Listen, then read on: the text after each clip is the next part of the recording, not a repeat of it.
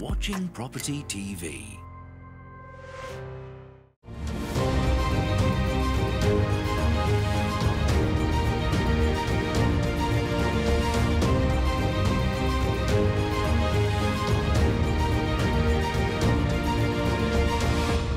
Hello, welcome to Property Question Time. I'm Stephen Galpin, and this is the programme where you can have your property-related questions answered by our team of property experts. And joining me today, Ranjan Bhattacharya, founder of Succeed in Property. Welcome, Ranjan. And Dovedi, founder of Premier Property Group, Investors and Mentors. Welcome to you. Hey, Stephen. Great. Good to have you both here. Hope you had a good trip in, both of you. Cam, your first question.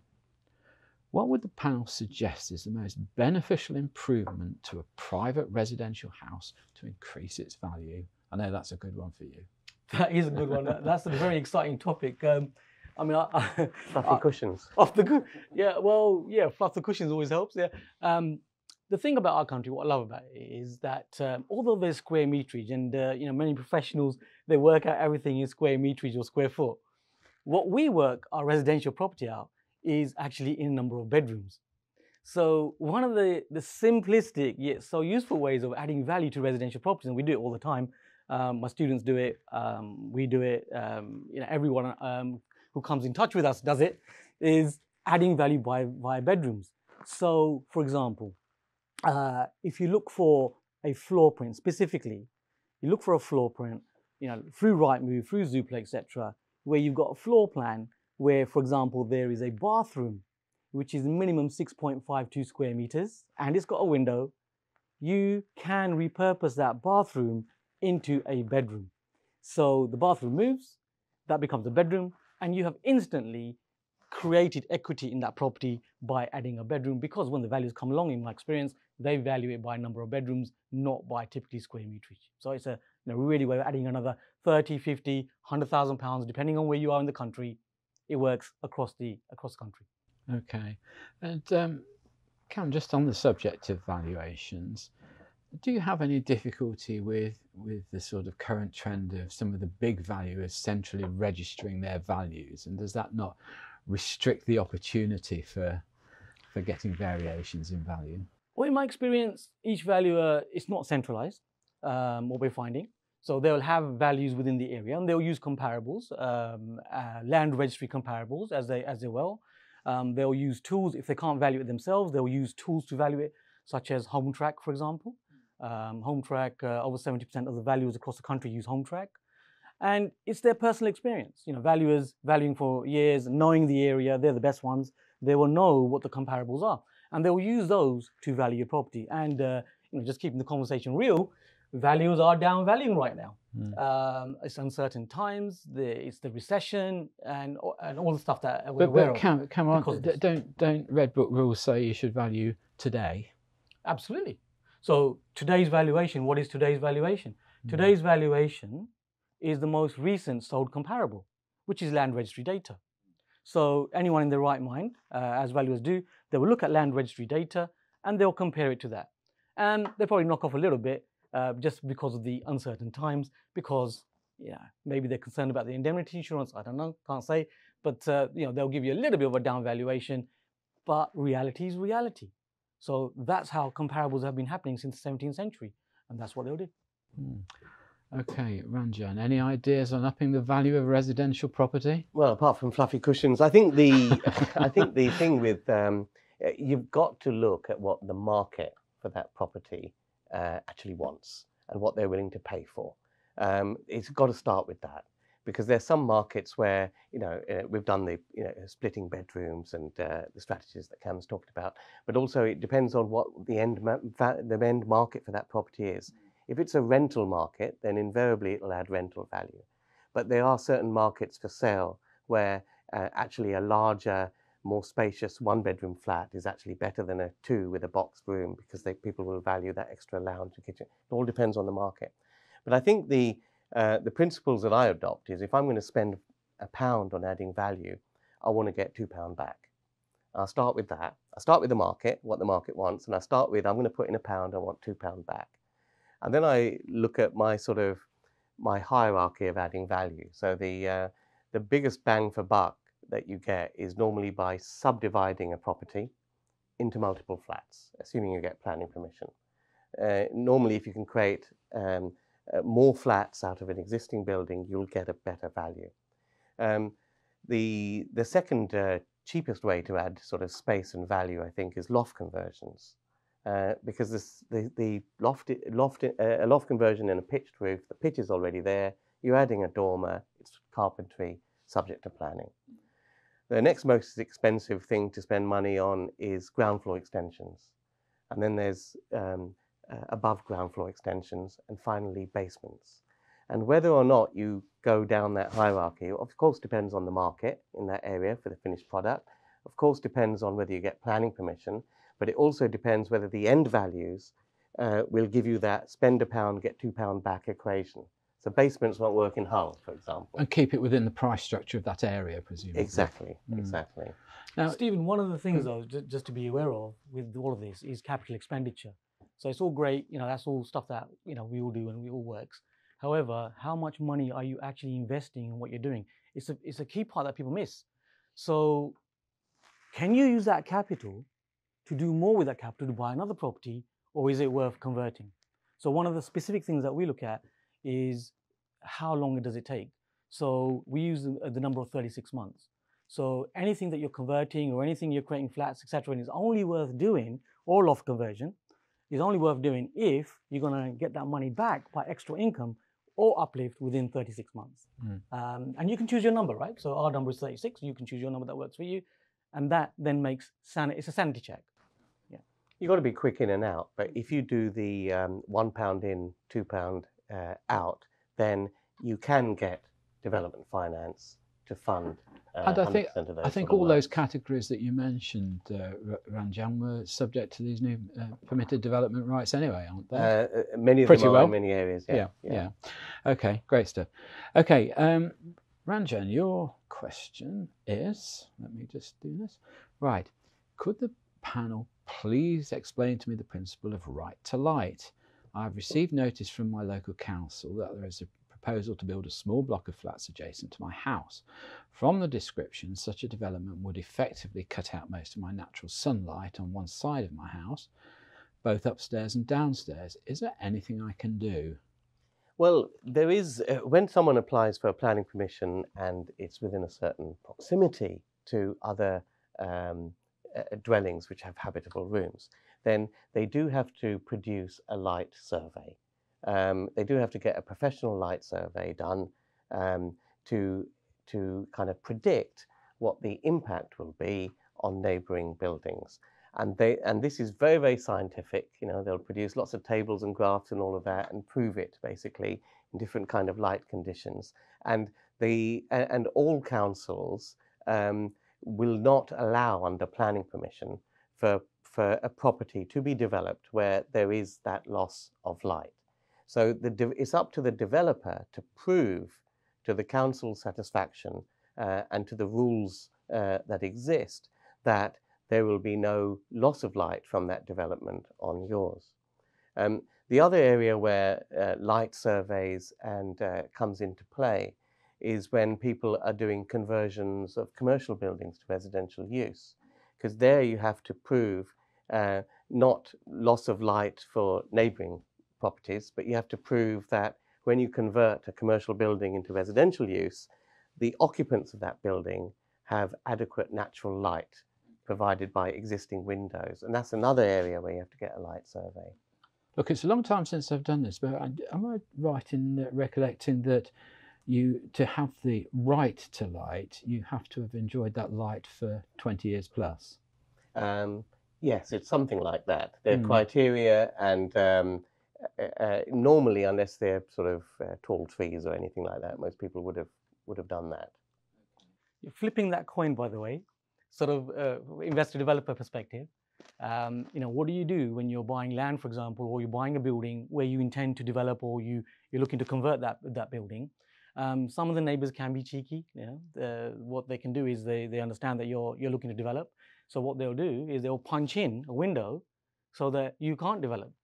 So one of my favorite hacks is, when you're going into projects like this, is to actually, you can actually board off to actually put some hoarding there already.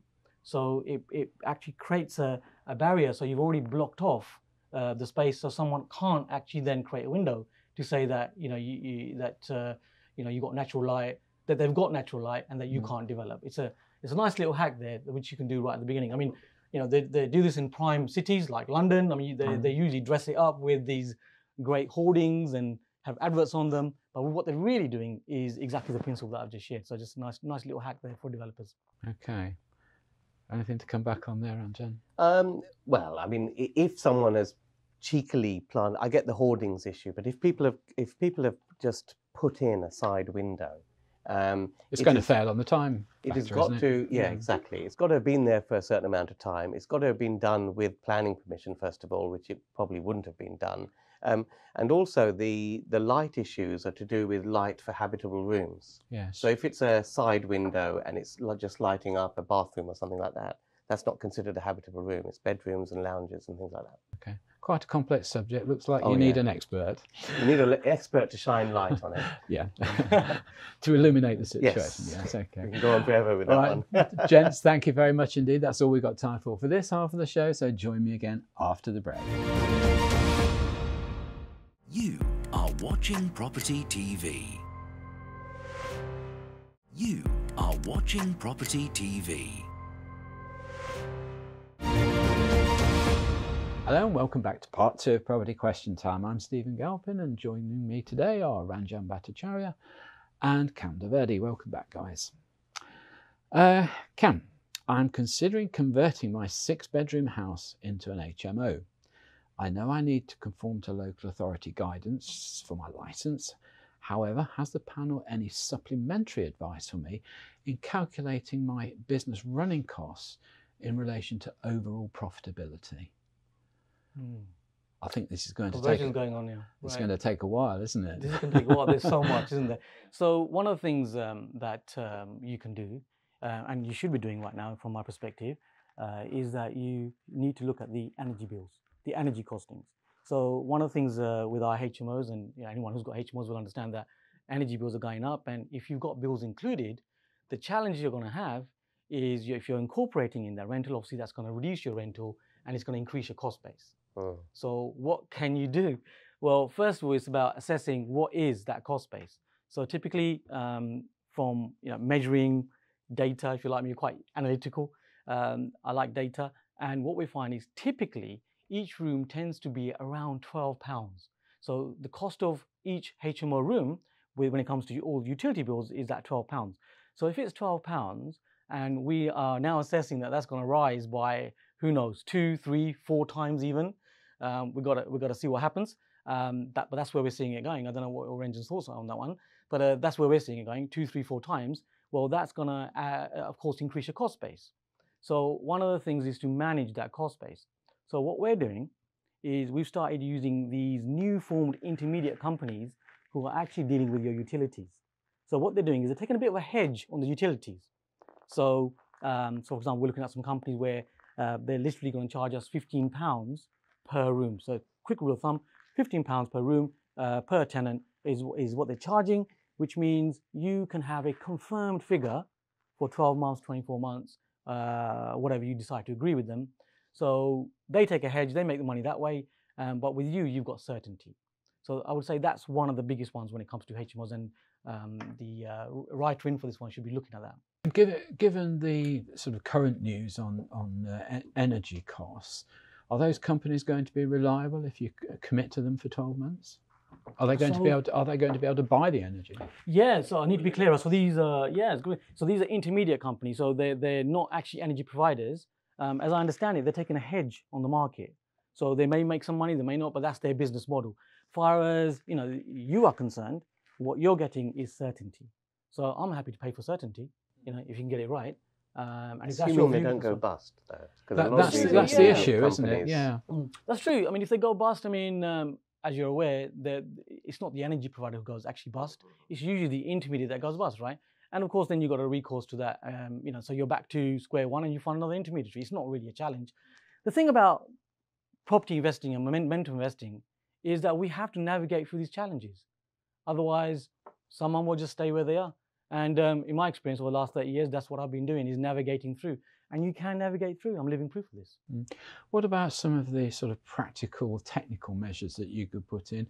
I know now we went through a phase where people were getting criticised for covering up thermostats and having the building just at a regulated temperature, but now you can get individual controls, can't you, for the rooms? Yeah, there's a number. So yeah, we don't. Is it worth the investment or not? Yeah, I mean, what you got to remember is what we're actually doing is we're solving a problem. Now we're solving a fundamental need for someone to live in a HMO, right? So we're not into turning off the gas or all that kind of stuff. So there are tools that you can use. There's a number of tools right now. Technology is brilliant, isn't it? I mean, you can get a lot of these on your apps, where the tenant themselves can actually regulate the usage of utilities. So, for example, we use for our gas, for example. We haven't done this for all our HMOs. We're sort of testing it out to roll it out. And what happens is the gas, for example, will run for a certain period of time, and then there's a cutoff. So that's not limiting anybody. All that means is that if someone wants to turn the heating on again, they've literally got to go and press a button.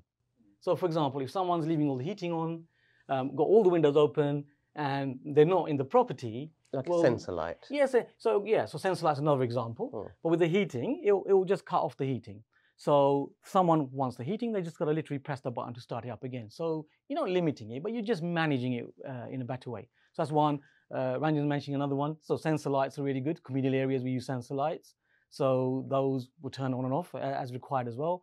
And all these are, it's really cost savings that build up, and you can save yourself a lot of money. I think in the old days, when energy prices were a lot cheaper and there wasn't so much regulation around HMOs, HMO operators tended to go for the all-you-can-eat buffet model in terms of use as much energy as you like. And when you go around any HMO property like that, it's always like the Bahamas. The way people regulate temperature by cooling the place down is to open a window, not to turn the thing off.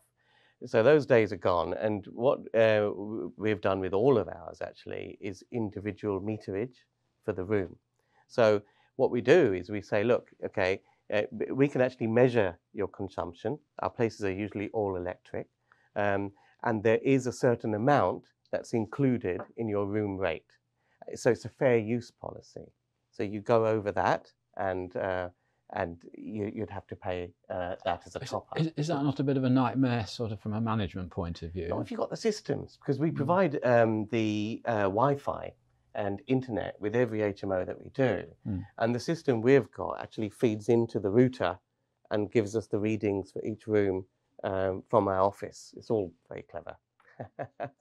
Can't explain how it works more than that, but it's very, very clever and it works. I won't It's clever stuff, but one of the things you've got to be aware of is, it all sounds great, but your capital expenditure. Sure. How much money does it cost to actually set these meters up and so on? You've got to make it viable. No, but when you're doing a back-to-brick conversion, because like we will do back-to-brick and 6 rooms, all with en suites and all of that. And the other advantage of going back-to-brick is that, I don't care what the EPC requirements are. We just put in the maximum insulation, because if we're paying the heating bill, then we want to make sure that our EPC, whatever we need to all be C, but our buildings are higher than that because we're paying the bill.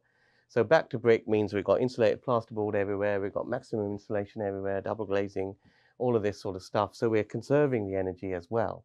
And then in the context of doing a back to brick renovation, the incremental extra because you've got to rewire anyway, of separating this stuff all out isn't that much. Depends where you are. Okay. In the country. All right. Ranjan, now we're going to go on to your final question, and I'm just going to tell you we've got about 4 minutes left, so no half-an-hour lectures on this because I know this is your subject. Can the panel please explain the principles of permitted development? It would seem it's not as straightforward as it first appears and is often still tightly controlled. Well, we've touched on this earlier, but there you go. Off you go. Okay, permitted development, in 3 minutes or whatever? Right. Yes, well, there are 2 different types of PD. Some PD is more complicated than others in terms of getting it passed. Generally speaking, if you're looking at creating extra space, so airspace rights, adding extra floors, that is going to be far more complicated. And the council, when I mean complicated, the council has far more rights to put their oar in into your proposal. But when you're looking at permitted development, which is within the existing envelope of the building, involves no external alterations, then as long as you meet the checklist criteria, there's nothing they can do to actually stop you.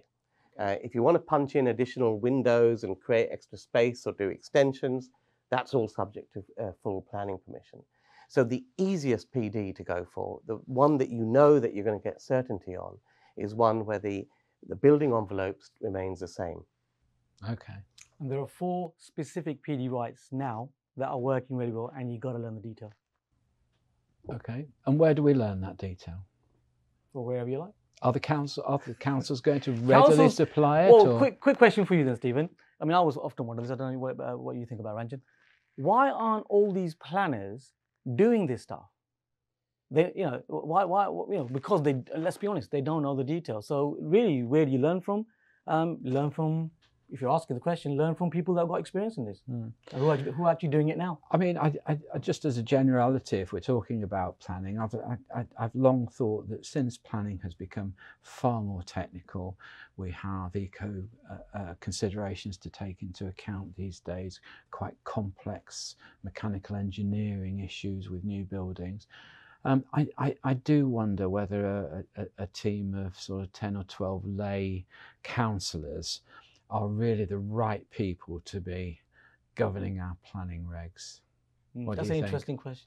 The great thing about permitted development is it doesn't go in front of the dreaded planning committee. So you don't have to deal with those planning committee meetings. And also, the one thing with PD as well is although many councils invite neighbours to comment, there's nothing in the legislation that says that any neighbour's comments have to be taken into account. Right. It is pretty much, you follow that checklist criteria, and if you don't alter the external envelope, you're good to go. The other thing that gives you the right to do is do stuff in a conservation area as well, because the external envelope is not changing. Okay. People with experience and a very good planning consultant can really assist with this. Is that the way forward for planning now? More of this permitted development, do you think? Absolutely. I think the US system where they have zones within which the right to develop is actually presumed is actually the way to go. But the existing planning system doesn't work. Okay. I don't think it's going to last for long. There's still a window of opportunity right now. Like I mentioned earlier, last year we were assessing 11 specific PD rights that were in your favour, quick wins, and now there's 4. And the doors are closing up, but there is still opportunity right now. But my view is it's not going to last for long. But what they've done is there were more PD rights before because there were a lot more commercial property usage classes. What they've done now is, of course, they've rolled up so many commercial property usage types into this usage class E, and they've come up with simpler permitted development rules that apply to every building type, whether it's a gym, whether it's an office, whether it's a restaurant. The same set of legislation applies to all those building types. And when you're trying to create legislation which covers all those different building types, you're obviously going to get anomalies, and anomalies means entrepreneurial opportunity before they realize where they need to tighten the legislation and revise it in due course. And this has happened every time. In 2013, they brought in the first round of PD. 2015, they brought in some revisions to clip the wings a little bit. Okay, gentlemen, thank you very much indeed for all your answers. That was a great show, great technical answers. Thank you both very much indeed. So big thank you to Dovedi and to Ranjan Bhattacharya. Join me next time on Property Question Time. I'm Stephen Galpin. Look forward to seeing you then.